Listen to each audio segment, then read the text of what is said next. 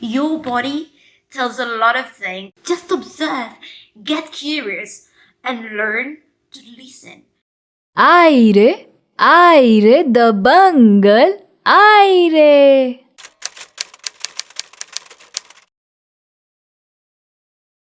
As a 17-year-old woman, I found decision making an incredibly difficult thing to do. I not only had no idea of how to make them, but also had a deep fear of making them.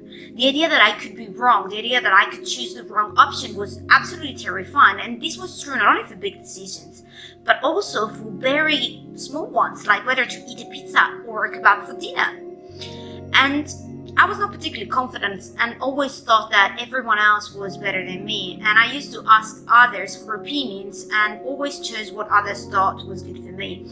And this hit me very hard the first time that I had to make a big decision for my own life. And this was selecting my subjects of the last 2 years of high school.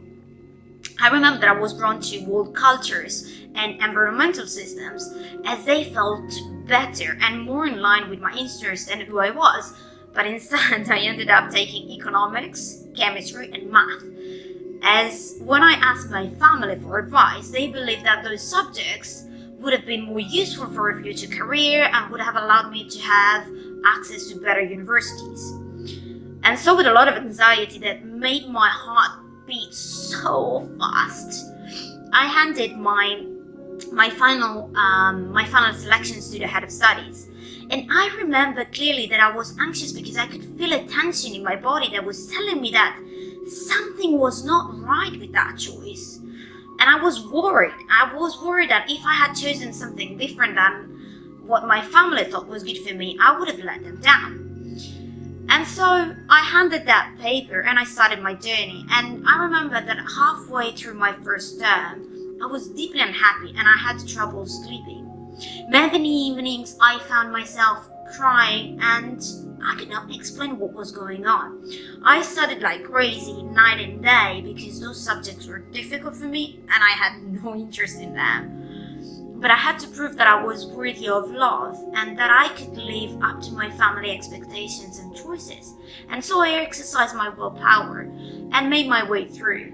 And when my final year came, I remember that I covered myself in spots and rashes, but I ignored them. And somehow I managed to graduate, and with a shattered and exhausted body, I came back home for the summer.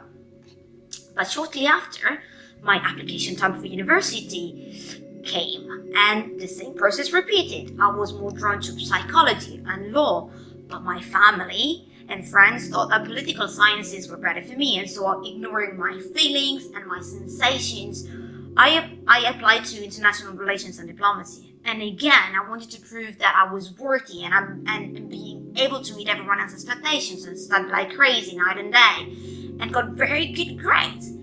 Yet I was deeply unhappy, constantly unsettled, and I kept crying often, and I could barely sleep. So, again, I could not understand what was going on, but I knew deep inside that something was not right, and my body was clearly telling it to me, and my body was clearly telling me that I needed to change something, but I wasn't paying attention to it. And somehow I survived university too. And then another big decision came. This was the time to apply for a job. And not knowing how to interrogate myself at that point or make a choice that would suit me, as I stopped getting to know me and ignored my body for so long, I accepted a job as management consultant that a friend of mine helped me land. Again, I felt incensed in my gut that job was not right for me. Yet everyone thought it was a brilliant opportunity and a very good one for me. And I took it. And again, after a few months of super hard work and pleasing my family and my bosses, I felt empty, lost, spaced out, and deeply unhappy. At that point, I was living in constant anxiety, and I remember starting crying as soon as I opened my eyes in the morning. Again, I ignored my body until one day, my body shut down completely. I had a panic attack in the middle of the street. and I could not move. Literally, I could not move for 2 hours. At that point, I could not even know my body anymore, and I sought help. And through my counselor, I discovered that the tension, the anxiety, the crying were all signs of the fact that I felt not aligned with my own self, and that my true me was not satisfied with the life and living the choices that I made. So the first step I took was to reconnect with myself, and especially my body. I started paying attention to its signs, its emotions, and its way of talking. I started to get to know myself and trying to get what was right for me, what I sensed right for me. So life taught me that ignoring the language and signs of my body can be a very dangerous and costly thing to do. So, my young friend, be aware that getting to know yourself starts not only with understanding how you are thinking or what you are saying to yourself, which by the way is crucial, but also with getting to understand your own body language.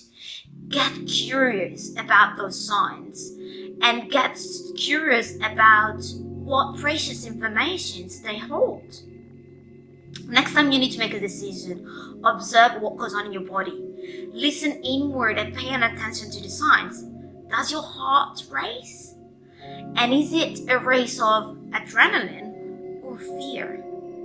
What does your gut tell you? How does that feel?